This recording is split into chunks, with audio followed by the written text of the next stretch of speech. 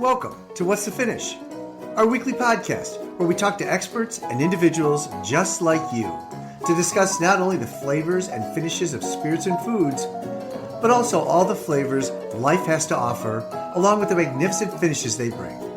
So join our host, David Afariat, as he asks the question, what's the finish? Hi, everybody. It's David Afariat, owner of Avid Vines, and you're listening to What's the Finish? This is our podcast about the flavors and finishes of spirits and foods, along with the magnificent moments that they bring. I am delighted to welcome a very special guest to the podcast on this edition, and I'm welcoming Jesse Schwartz, who is the owner of Wine Scribes. Jesse, hi, how are you? Hey, David. Happy to be here. Hey, thank you. Well, Jesse, just to kind of kick us off, you are also in the wine industry, but give us a little background on what Wine Scribes is and what's the value you bring into the world? How do you make people smile when it relates to wine?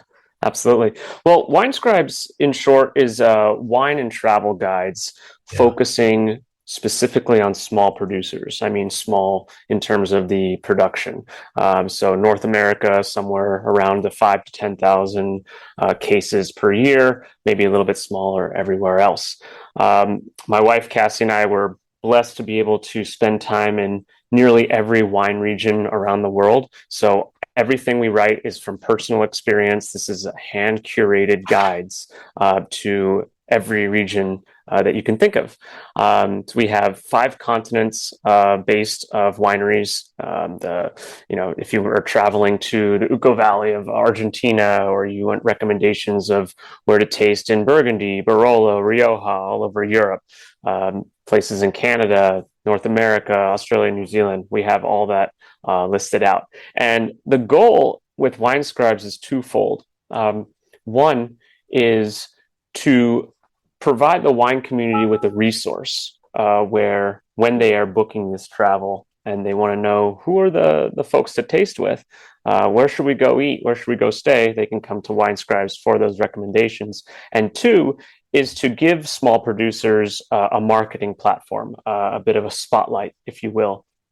The reason we started it was because in 2019, Cassie, my wife, and I were visiting the Willamette Valley, and we didn't know any producers. We didn't know any winemakers out there. So when we were building our itinerary of who to go taste with, we had no idea where to start. Right. So we'd go to Google and we'd type in, best wineries in Willamette. And the problem with that is you'll just get results from those who paid the most money for those search results. The Joseph Drouin, the Domaine Serenes. And there's nothing wrong with to be a very successful large brand and be owned by Gallo and Kendall Jackson Group. But we personally, we prefer wine that is made a little bit more delicately, a little more manually, a little more love into it. But we can definitely tell. Yeah, without the mass marketing, without the mass industrialization, that goes into necessarily that goes to meet worldwide demand. I mean, this is why we're talking, Jesse, because I can see in you your appreciation, and you've put into practice with these guides this admiration for the small owner grower, the small producer. Yep. So this is amazing, and as a result of today, we'll make sure that people who listen to the podcast who are planning trips to anywhere, where there's wine made, that you've got guides that they can, they can basically download an itinerary and know where to stay and where to eat in all these regions. Yeah, we have a map on our website where you could just kind of click around and maybe it'll bring up new inspiration. I mean, you never thought about going to South Africa for wine, but there's tremendous stuff all over there in Stellenbosch and Swartland, and so that's sort of the first area that Wine Scribes works on. And then the second, because we are small winemakers and in the industry, we've added a lot of wine knowledge articles, wine quizzes that a lot of folks really like, especially those that are studying for their WSETs. My wife is a WSET too, so she was really helpful in coming out and composing a lot of these the quizzes to kind of brush up on wine knowledge. Interviews with winemakers and vineyard owners are folks find really interesting. And then lastly, Wine Scribes is sort of a narrative, a blog of our lives, if you will, going from people who have had no experience in the wine industry to absolutely falling in love with wine and pursuing a career, working at different wineries along the way, and then eventually starting their own label, which is exactly what we did. Over the course of time, I've worked at 4 different wineries around the world, Nice. in Australia and France and California and Washington. And then a couple of years ago, my wife and I started a small label we call Casibella that focuses on Pinot Noir in the Columbia River Gorge of Washington that we farm organically ourselves. No pesticides are used, everything by hand, no machinery is used at all, extremely small single vineyard fruit. And then we also have a 4-acre estate out in the Douro Valley of Portugal that has old vines on the property, some up to 100 years old. So that's a pretty exciting project. So we've been documenting everything. We've been writing about our experiences, some good, some bad. Our aim is to have folks follow along. We hear a lot of people say, wow, it'd be amazing to own your own vineyard one day and own your own winery. And we thought the same thing, and we still do. We still do. We're loving it, but there's a lot of, there's a lot of bad to go with the good. So we want to create a fun narrative for folks to follow around. And so Wine Scribes was started in 2019.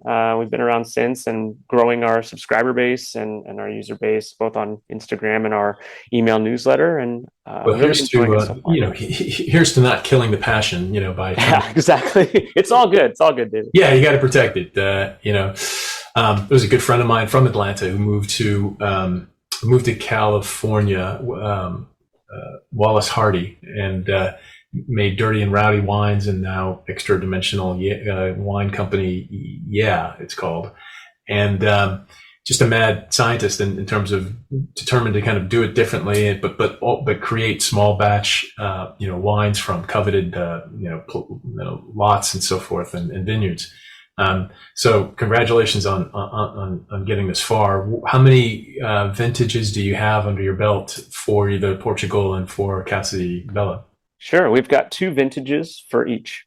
Yeah. Nice. And in Portugal, so far, it's just very traditional dessert port. But we'd like to spend some more time doing more of like field blend and dry red table wine out there. It's a little difficult because both projects are on the same hemisphere, which means they have the same harvest date. So we can only be in one location at a time. So we didn't plan that too well, but I think eventually we're going to be spending more and more time out in Portugal and should be able to produce some awesome wine. So we have a small bias here toward all things Francais and Francophile a bit, but you mentioned you had experience working in a vineyard or at a company in France. What region was that in, and how strong is your guidebook for when it comes to the Champagne region? Oh man, okay, so this is fun. I first worked in Australia out in Yarra Valley, and I was working in the vineyard. I was defending the vines from those pesky starling birds. And I tried a red Burgundy. I've never tried that before. And I was like, oh my God, this is what it's all about. This is incredible. I felt like Paul Giamatti in Sideways. And so I looked it up. I brought out the map. And I said, where is Burgundy? Okay. All right. And I said, you know what? I'm going to have to do a harvest here. I'm going to have to intern in Burgundy. Well, easier said than done, especially for an American passport holder. They really don't want to be working with you. And I didn't speak any French. So I decided, okay, I'm going to teach myself French, and I'm just going to go door to door knocking on wineries and see what I can do. Wow. So I started in Loire, headed down to Chablis, went down into the Côte d'Or, knocking on it, speaking horrendous French, of course. Bonjour, je m'appelle Jessie, je voudrais travailler dans and I received 99 no's and 1 yes. And I found a small winemaker in the Roulis region in the Côte de Chalonnais who took me on and had an amazing 3-month internship, a stage. producing top quality Chardonnay and Pinot Noir. One of the best times of my life. I mean, you'd be working so hard. You'd be up at the crack of dawn out in the vines. We were actually picking the grapes too. That's how small this operation was. So we'd be picking the grapes and then into the cellar, drinking wine, eating cheese, having bread the entire time, laughing, just every remontage and the punch downs and the pigeage and everything, and sorting, and it was just so amazing. And I kind of realized at that point, my background was so different than with winemaking, but I realized how happy I was in those moments, and living with the family that owned the estate property, and working on my terrible French and everything. All that being said, to your question, I have only been to Champagne once. I really, and for that reason, we have never written about it because we don't want to write about a place that we've only just casually gone to and tasted with a few places. We want to write about places that we've been spending months in and really know the great small producers, so that we can deliver on our recommendations to our followers. Right on. Well, every guide needs a guide. So I look forward to helping you write that guidebook for the Champagne region. Absolutely, and we would definitely look forward to tasting some Avid Vines champagne and sharing our experience with our followers too. Yeah. No, it'll be great. I mean, I think it was 2 summers ago now that it was right before harvest that we visited. With the champagne that we import, I've been in the vineyards with them, and have done a crush years before, but this was a special about 2 years ago where we really focused on if you're visiting, where else can you go? And we visited some of the smaller restaurants. One of them has a Michelin star that serves the champagne of its neighbors. And nice. It's just crazy. I mean, we were there. The big story was, I think it's a very small restaurant. There may have been like 12 tables, and 9 of them were one of them was us, and the other 8 or 9 were Americans that were visiting from California. Oh wow. And, it was a complete takeover of the place, and it's crazy who you will meet, running around the Champagne region. But when we were filming, all of these people were from California, and you didn't have to ask twice to be like, "Do you mind if we have a verbal consent to have your images rendered in this video we're making?" Like, "Of course, Mr. DeMille, yes. We're ready for a close-up. No problem." I was like, "Okay, California." Nice. I like that Sunset Boulevard reference. That's good. Yeah, exactly. So good. So you're literally your guides speak from a vocabulary of people who have studied wine and made wine, which is great. It keeps everything what I'm sure is what I know to be already, looking at the articles here, a very authentic voice. Yeah, and that's sort of where we see our competitive advantage, if you will. There's so many wine blogs out there. So I hesitate when people say, "Oh, what's Wine Scribe?" I don't want to say we're a wine blog because everyone just kind of rolls their eyes. I remember when we were in the Hemel and Ard region in South Africa, and I had reached out to a producer wanting to have a sit down and to have a wine dinner with them. And he didn't respond to me at first because he looked at our page and he was just kind of like, "Oh, you guys are influencers. God, I can't stand you guys." And there's a lot of noise out there on Instagram and on the web that are folks in the wine world, but they're not really saying much. They're not really educating, and there's so much to learn about a wine, and there's so many things you can teach. And I mean, we always learn new things, and we always love just learning about new regions, new winemaking methods, new ways to take care of your vineyard. And so that's what we're trying to do. We take really nice pictures and videos and catch your eye, but our goal is to really have some substance to dig in on and cut your teeth, whether you're just getting into the wine world or someone who's pretty advanced, an advanced somm who really wants to drill down on the technicalities and the geekiness of wine. Yeah, I'm trying to think like how what's your advice for someone who is past the beginner stage, and but who and is in the process of maybe starting a collection and buying more wine that they can, than more than just the week ahead kind of purchase. How do you recommend people kind of like start start buying wines? I'm asking the question. I'm almost answering it in my head at the same time. I think it's very much related to travel. You buy what you're familiar with. You buy where you have a connection.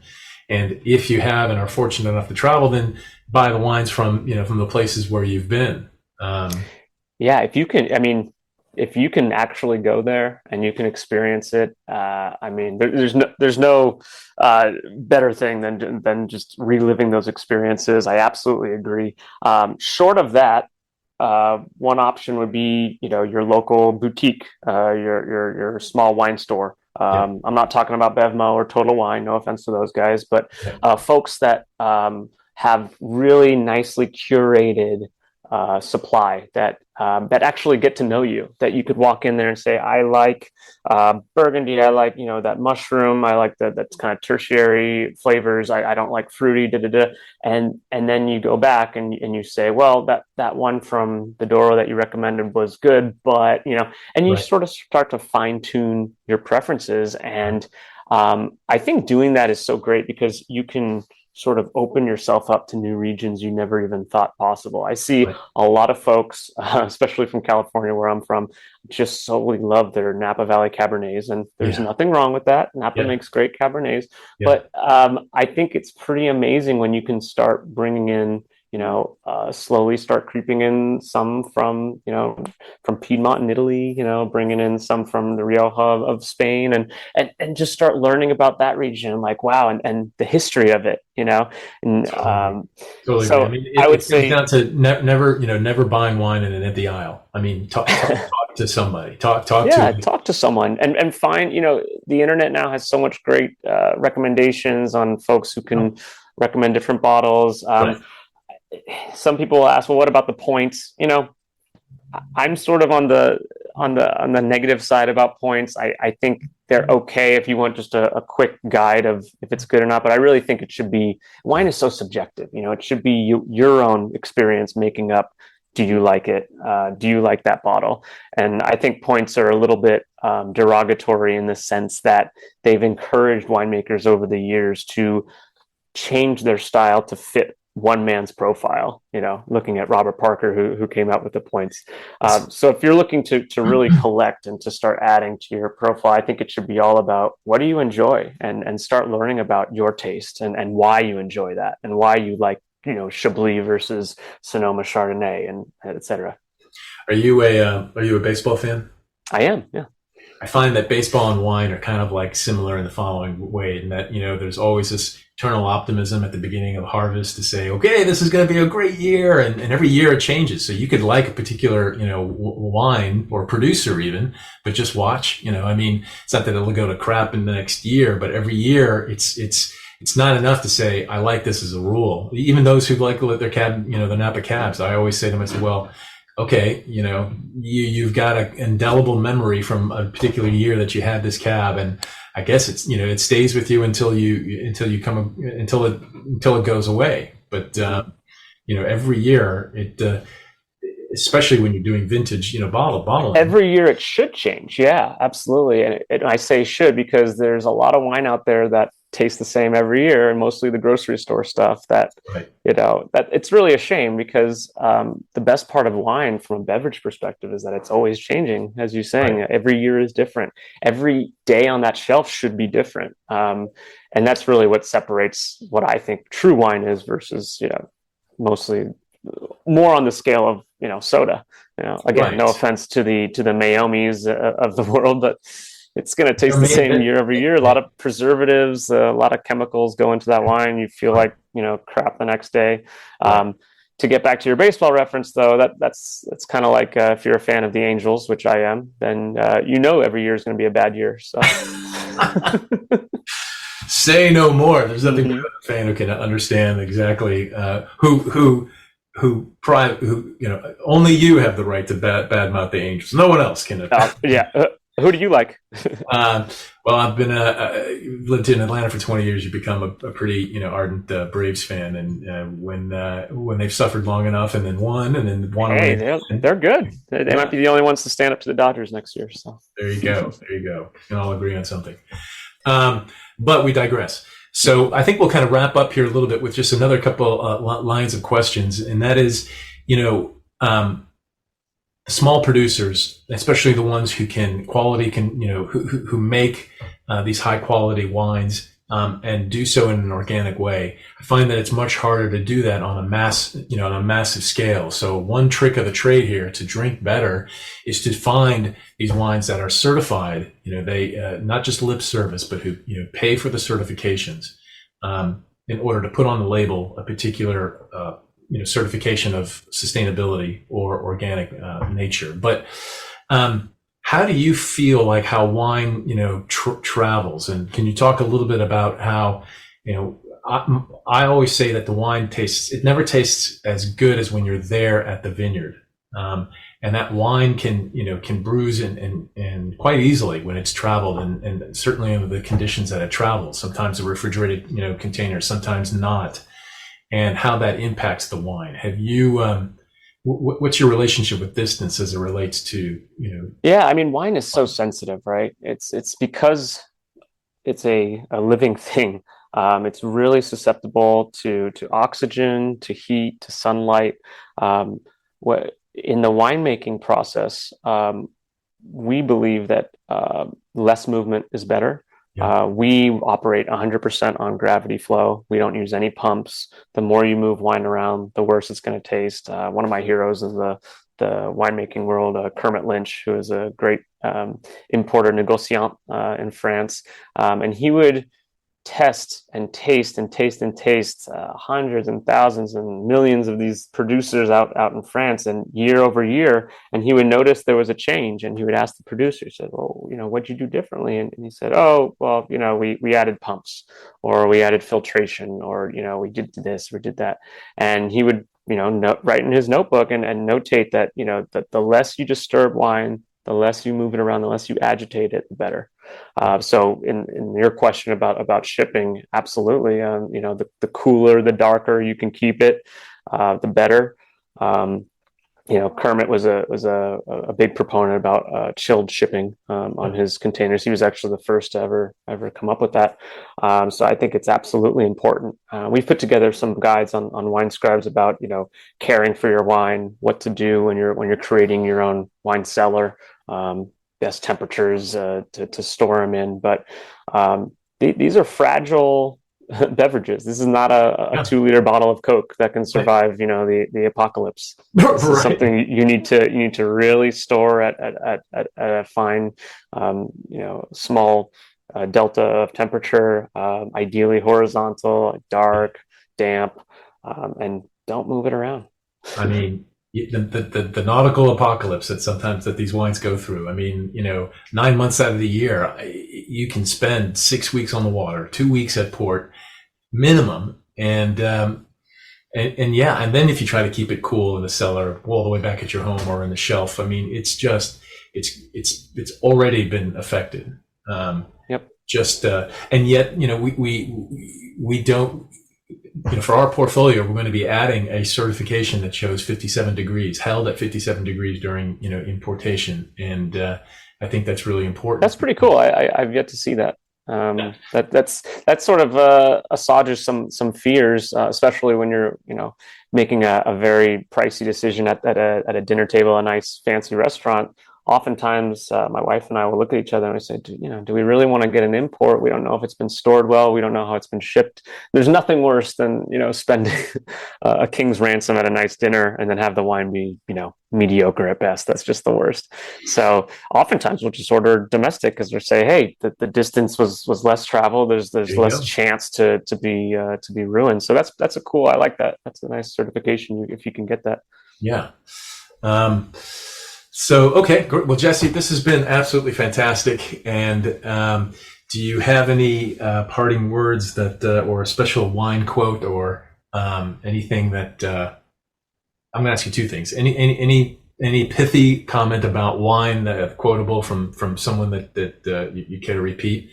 And then what would be your best restaurant recommendation for your current favorite wine region? Whew. Okay. You're giving me a lot to chew on there. Pithy wine quote. Oh gosh. There's been so many. I think one winemaker I won't mention that I worked for was so funny because he would always bring it all back to the macro, to the high level overview of wine. The wine world can get so snobby and can get so ridiculous, and the marketing of these bottles, especially in places in Northern California that could command $500-$600 bottles, it's like, okay. And he would say, when we would have these in-depth conversations, and he would always say, it's just fermented grape juice. That's all it is. It's just fermented grape juice. Don't get so upset, And he would bring that up, if I was, struggling with the pump over and do some making a racking and asking all these things. It's just fermented grape juice. That's it. Let's just relax. Just relax. Right. We're not talking about anything bigger than that. Yeah, it's not. It's not like that. Here's a restaurant recommendation. Here's a region recommendation, and this is a little bit of a bias, but we are just absolutely enamored with the Columbia River Gorge, which is on the border of Washington and Oregon, about an hour east of Portland. A lot of people don't really know that region for wine. I think they should, because it's absolutely drop dead gorgeous. This is where we've chosen to start our wine project. But there's a tiny little bakery there called the White Salmon Bakery, and they were started by generational winemaker from the Eastern Italian region of Friuli. And every Monday night they do pizza night, and they unleash their wine list, which is absolutely fantastic. And the crust on the pizza is so well done. It's all made from hand. You could see them. It's an open kitchen concept, so it's a one night a week kind of affair. So that's always very special. And then I'd say another one out in the Douro Valley of Portugal, which is always one of our favorites wine regions in the world, is a restaurant called DOC, or Docks, that has a beautiful outdoor terrace, a wonderful tasting menu, and some of the best wine lists that you can get in all of Portugal. So those are a few restaurant recommendations to chew on. And of course, if you go to thewinescribes.com, we have a heck of a lot more. Right. And then as well as our Instagram account at the Winescribes. So at the Winescribes. Okay, we got them in. We got it in. Jesse, thanks again so much for your time. Thank you, David. This was fun. Fantastic conversation. And we'll make sure to have you back as well. Thank you. Awesome. Cheers.